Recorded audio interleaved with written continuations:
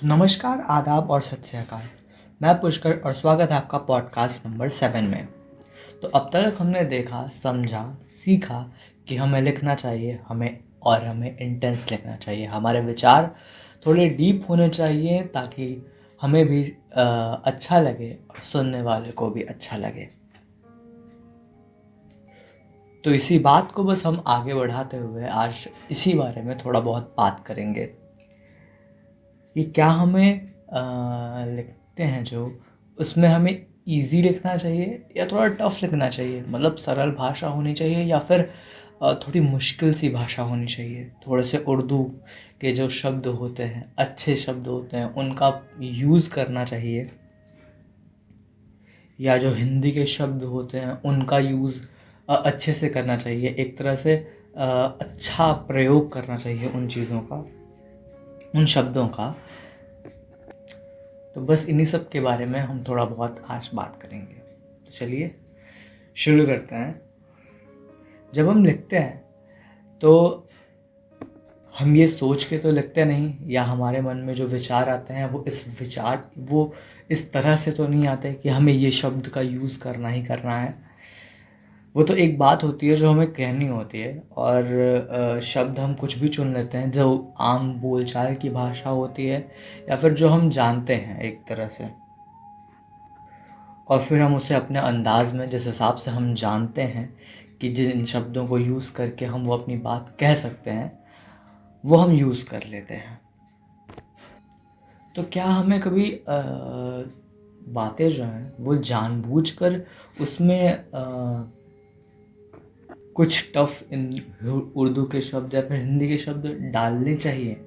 क्या हमें ऐसा करना चाहिए कि इससे ऐसा बना दे कि सामने सुनने वाले को एक बार ये लगे कि यार ये जो बोला वो तो समझ में नहीं आया, पर शायद जो जिस अंदाज में बोला या जिस लहजे में बोला वो लगा कि शायद कुछ अच्छी ही बात बोली हो। इससे शायद फ़र्क ना पड़े या हमें खुद वो बात उतने अच्छे से समझ में आई या ना आई। या कई बार ऐसा भी होता है कि कुछ लोग जानबूझकर भी ऐसे शब्द यूज़ करते हैं, जानबूझकर भी ऐसा चयन करते हैं शब्दों का कि हमें लगे कि उस बात में गहराई है, उस बात में बहुत ज़्यादा सच्चाई है, जबकि असल में शायद वैसा ना हो। उन्होंने वैसा सोच कर ना लिखा हो, उन्होंने तो बस दिखाने के लिए ऐसा लिख दिया कि उन्हें उर्दू शब्द का या हिंदी शब्द का या किसी और भी भाषा का अच्छा ज्ञान है,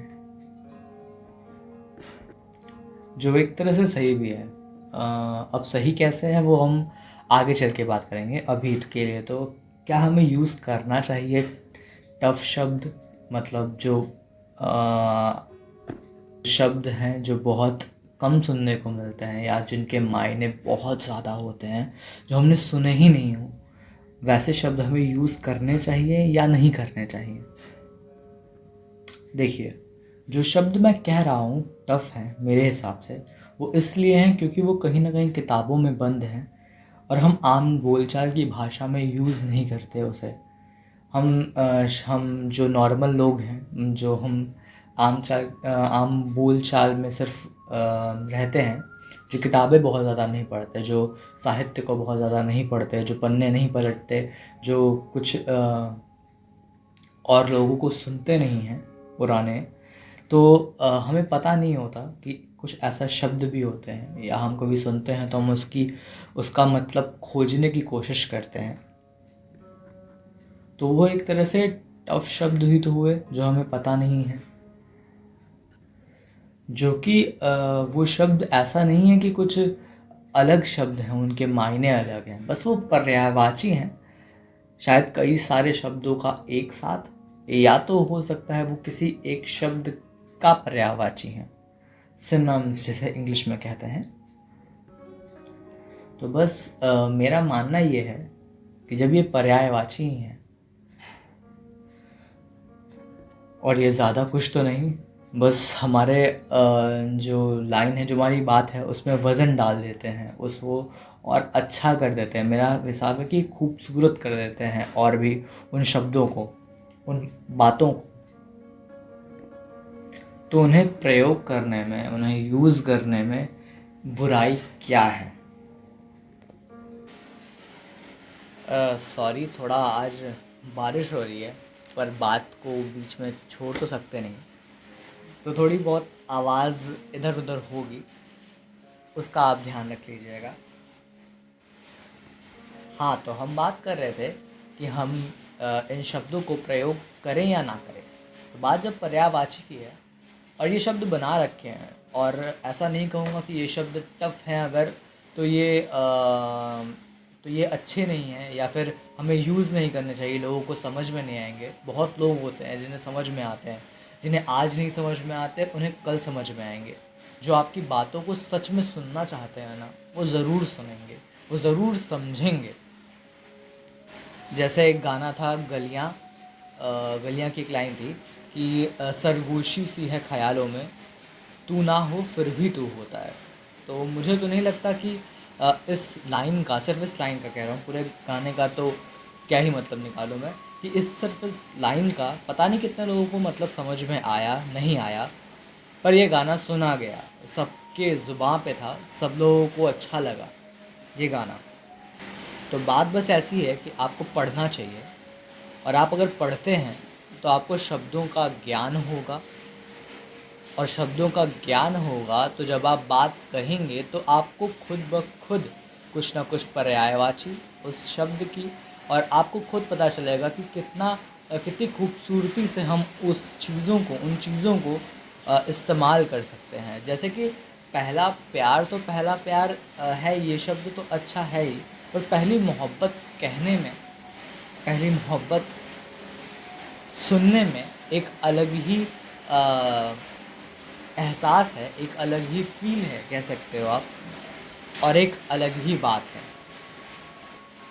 हाँ, तो एक चीज़ और जो मुझे मुझे बहुत बेवकूफ़ी वाली बात लगती है लोगों की, जो भाषा को एक मज़हब के हिसाब से बांटते हैं, कि अगर मैं कह रहा हूँ कि आपको उर्दू यूज़ करना चाहिए, या उर्दू की भाषा अच्छी होती है, या उर्दू जो है बहुत तहज़ीब वाली भाषा होती है, अच्छी भाषा है, होती है, मतलब गलत ही हो जाएगा, मतलब है, तो कई लोग कहेंगे कि ये तो हम उर्दू क्यों यूज़ करें, हम तो हिंदी यूज़ करेंगे, ये तो जो पड़ोसी मुल्क हैं वो यूज़ करते हैं, तो हम क्यों इस्तेमाल करें इसको। तो मैं उनसे कहना चाहूँगा कि उर्दू जो भाषा है या हिंदी भाषा है, वो दोनों जन्मी हिंदुस्तान में ही है, और जो भाषा है वो जियोग्राफिकल एरिया के हिसाब से डिसाइड होती है, ना कि किसी मज़हब में बांटी जाती है। ये तो हम बेवकूफ़ हैं जो मान कर बैठे हैं,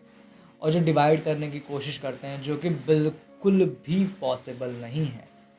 कि आप पानी को जल नहीं कह सकते, और हिंदुस्तान शब्द खुद एक उर्दू शब्द है,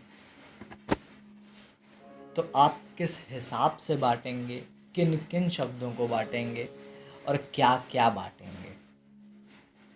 तो इन सब चीज़ों से, इन सब बातों से अगर आप ऊपर उठेंगे तो ही आप लिख पाएंगे। अगर इन सब बातों में आप उलझ के रहेंगे तो शायद ही, मुझे लगता है कि आप इतने सलीके से लिख पाएंगे, ये सब बातें मेरी समझ पाएंगे एक तरह से। आपको इन सब से मतलब पीछा छुड़ाना होगा, इन सब चीज़ों से आपको ऊपर उठना होगा, और कोई रास्ता है ही नहीं मेरे हिसाब से। कि मुझे धन्यवाद से अच्छा शुक्रिया लगता है, तो लगता है मुझे इंतज़ार करना अच्छा लगता है, प्रतीक्षा शायद उतना अच्छा ना लगे। तो कभी आप गौर करेंगे कि आप अपनी निजी जीवन में या फिर ऐसे ही जो बात करते हैं, वो बहुत ज़्यादा उर्दू शब्द का यूज़ करते हैं, और जो उर्दू यूज़ करते हैं वो भी हिंदी का बहुत ज़्यादा यूज़ करते हैं। ये दोनों भाषाएं जो है वो इनसेपरेबल है, कि हम इन्हें अलग बिल्कुल भी नहीं कर सकते, और ये दोनों जन्मी हिंदुस्तान की हैं, और हिंदुस्तान शब्द भी उर्दू है। तो चलिए, फिर आप पढ़िए और समझिए इन दोनों में फ़र्क करना बंद करिए। और जब आप पढ़ेंगे तो आपको पर्यायवाची पता होंगी और शब्दों का सलीका पता होगा, और खूबसूरत शब्द आपको मिलेंगे आपकी बातों को कहने के लिए, जो कि सुनने वाले को, और जैसा मैं हमेशा कहता हूँ, कि आपको भी अच्छा लगेगा। तब तक के लिए गुड बाय, शब्बा खैर, और मिलते हैं अगली बार कुछ और बातों के साथ। धन्यवाद, शुक्रिया।